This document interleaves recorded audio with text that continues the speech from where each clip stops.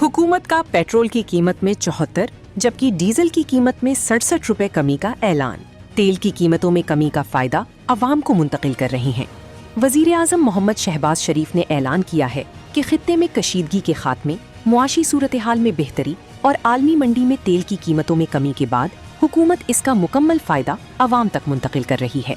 वजीर आज़म के मुताबिक पेट्रोल की कीमत में 74 रुपए फी लीटर और डीजल की कीमत में 67 रुपए फी लीटर कमी की जा रही है, जिसके बाद पेट्रोल की फी लीटर कीमत 373 रुपए से कम होकर 299 रुपए पर आ जाएगी और डीजल की फी लीटर कीमत 378 रुपए से कम होकर 366 रुपए पर आ जाएगी।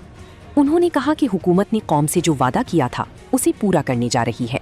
वजीर आज़म का कहना था कि अवाम ने मुश्किल हालात में सब्र तहम्मुल का मुजाहरा किया और हुकूमत उनके ताउन पर तहे दिल से शुक्रगुजार है। वजीर आज़म ने कहा कि खित्ते में मुआशी दबाव के बावजूद पाकिस्तान में तवानाई का कोई बुहरान पैदा नहीं हुआ, न ईंधन की किल्लत हुई, न लंबी कतारें लगीं और न ही अवाम को पेट्रोलियम मसनूआत की फराहमी में मुश्किलात का सामना करना पड़ा।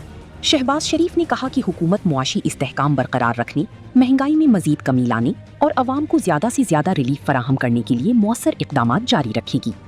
उन्होंने बताया कि बुहरान के दौरान हुकूमती सतह पर किफ़ायत शेयारी अपनाई गई, जबकि कम आमदनी वाले तबकात को सब्सिडी भी फराहम की गई।